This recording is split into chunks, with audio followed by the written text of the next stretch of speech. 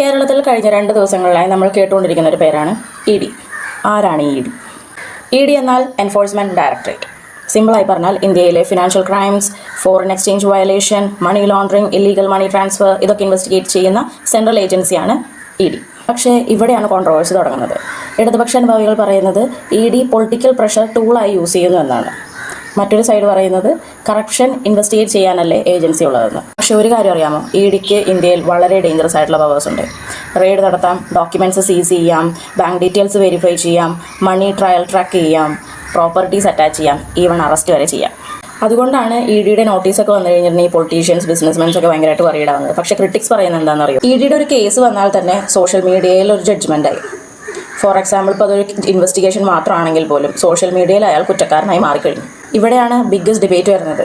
E D ജസ്റ്റിസിന് വേണ്ടിയിട്ടുള്ളതാണോ അതോ പൊളിറ്റിക്സിന് വേണ്ടിയിട്ടുള്ളതാണോ? Final answer പറയേണ്ടത് കോടതിയാണ്, അല്ലാതെ സോഷ്യൽ മീഡിയ കമൻറ്റ് സെക്ഷനല്ല.